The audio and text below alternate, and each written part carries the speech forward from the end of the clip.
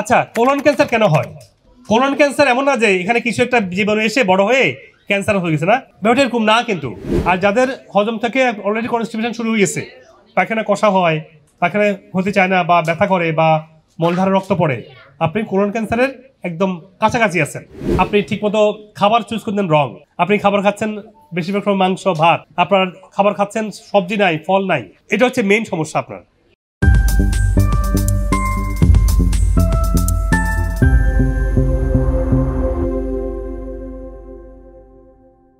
Colon cancer শুরু হয়েছে আপনার হজম সমস্যা দিয়ে, মনে রাখবেন। কি দিয়ে? হজম সমস্যা দিয়ে। তাহলে এখন থেকে সাবধান হন যে আমি হজম সমস্যা রাখবো না।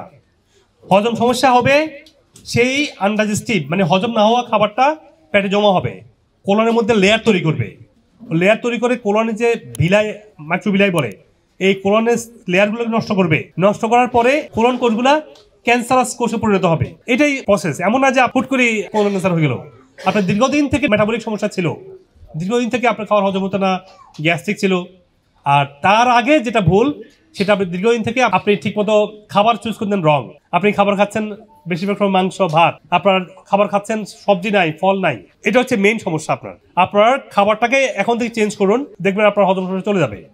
অ্যাপল সাইডার ভিনেগার খাওয়া, ব্যায়াম করা, ঘুমানো, তারপর একটা ভালো চিবিয়ে খাওয়া, খাবার সাথে পানি না খাওয়া, এটা হচ্ছে গ্যাস্ট্রিকের সমাধান। এরপরে অ্যাপল সাইডার ভিনেগার এনাফ না হলে একটু আপেল খাবেন, আপেলে আছে ম্যালিক অ্যাসিড, খাবেন লবঙ্গ, খাবেন লেবু, সাইট্রিক অ্যাসিড আছে, পেয়ার আছে না, পেয়ার একটা ফল, সবুজ নাশপাতি বলে, এটার মধ্যে আছে ম্যালিক অ্যাসিড। এই দুইটা ফল, আপেল এবং পেয়ার, কুইকলি গ্যাসটাকে ব্যালেন্স করে ফেলে।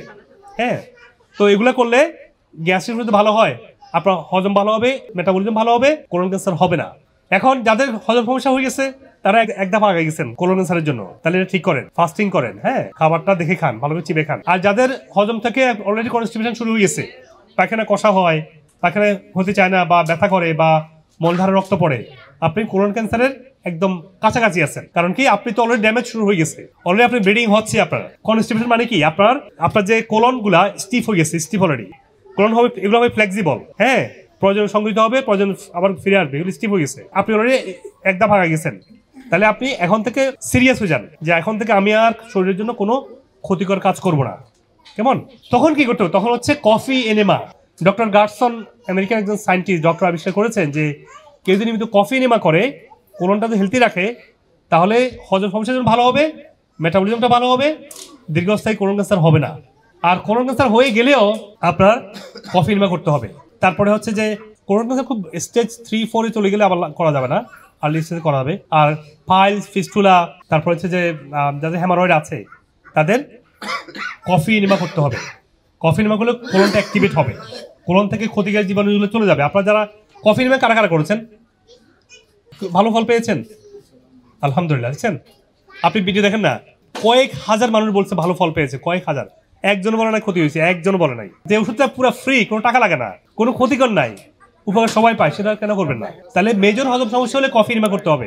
মাঝে মাঝে করেন, সপ্তাহে 1 দিন করেন, হ্যাঁ, প্রথমত বারবার করতে হবে।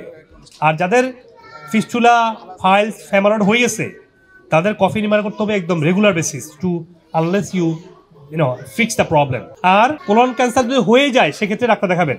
আপনার ইমিউনোথেরাপি, কেমোথেরাপি সব নেবেন, কিন্তু এটা ন্যাচারালি ভালো হওয়ার সুযোগ আছে, খুব কঠিন। এটা একদম পার্সোনালাইজ গাইডলাইন লাগবে। তাহলে ডাক্তারের ওষুধ, ইমিউনোথেরাপি, কেমোথেরাপি সব নেওয়ার পরে এর পাশাপাশি কার্বোহাইড্রেট মুক্ত ডায়াবেটিসের খাবার, ব্যায়াম, ইয়োগা, মেডিটেশন, আমাদের ন্যাচারাল কিছু ক্যান্সার মেডিসিন আছে, ওগুলো এইভাবে আস্তে আস্তে আস্তে আস্তে আপনি সুস্থ হবেন ইনশাআল্লাহ।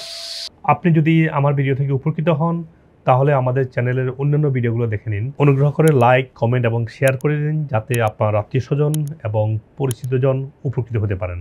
আর চ্যানেলটি সাবস্ক্রাইব করে নোটিফিকেশন অন রাখুন, যাতে ভবিষ্যতে কোনো গুরুত্বপূর্ণ ভিডিও আপনি মিস না করেন। আপনার স্বাস্থ্য বিষয়ে কোনো প্রশ্ন থাকলে কমেন্টে অথবা মেসেজ করুন, আমরা যথাসাধ্য উত্তর দেওয়ার চেষ্টা করব ইনশাআল্লাহ।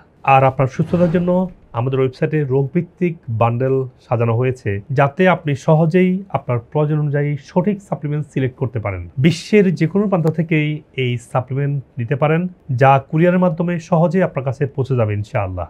আমাদের ভিডিও গাইডলাইন এবং ওয়েলনেস সার্ভিসের মাধ্যমে হাজার হাজার মানুষ বিভিন্ন রোগ থেকে সুস্থ হয়েছে আলহামদুলিল্লাহ। আর আমার দীর্ঘদিনের ন্যাচারাল ইন্ডিকেটিভ এবং ওয়েলনেস প্রশিক্ষিত মেডিকেল ডাক্তারগণ আপনার রোগের মূল কারণ চিহ্নিত করে সঠিক চিকিৎসা প্রদান করছেন। আপনি পৃথিবীর যে কোনো প্রান্ত থেকে, বাংলাদেশে বা আমেরিকাতে অনলাইনে বা সরাসরি ডক্টর কনসাল্ট করতে পারেন। প্রতিটি ভিডিও ডেসক্রিপশনে সকল ক্লিনিকের ফোন নাম্বার এবং রোগভিত্তিক প্রয়োজনীয় রিসার্চ আর্টিকেল লিঙ্ক দেওয়া আছে, যাতে আপনি ইন্টিগ্রেটিভ চিকিৎসার আধুনিক গবেষণালব্ধ তথ্য সহজে পেতে পারেন। সবাইকে সুস্থ জীবন উপভোগ করার আমন্ত্রণ। আমার কোলনে প্রচণ্ড ধরনের কোষ্ঠকাঠিন্য ছিল, মানে পেট ঘুরা গ্যাস হইতো, প্রচুর গ্যাস। মানে গ্যাস্ট্রিকের জন্য আমি 19 বছর আপনার বাংলাদেশের যত ট্যাবলেট আছে একদম লাস্টে 40-তে মানে ইমোপ্লাজল, ইসোপ্লাজল যা আছে, আইপিএস হলো যা আছে সব খাওয়া শেষ, কিছুই নাই, আমি কোনো ওষুধ খাই না এখন। ডাক্তার সাহেবের পরামর্শ এবং আমি ওনার ডায়েট চার্ট অনুযায়ী ফলো করার চেষ্টা করছি। আলহামদুলিল্লাহ ওষুধগুলা আমি কন্টিনিউ করছি। আলহামদুলিল্লাহ এখন আমার ডায়াবেটিস আলহামদুলিল্লাহ কন্ট্রোলে আছে। এত ভালো হয়ে গেছি না, নামগন্ধ না। মেনটেন করার পরে, খাওয়ার পরে আমি নিজে স্যার দেখি যে আমার মানে আস্তে আস্তে ভালো ফিল করতেছি।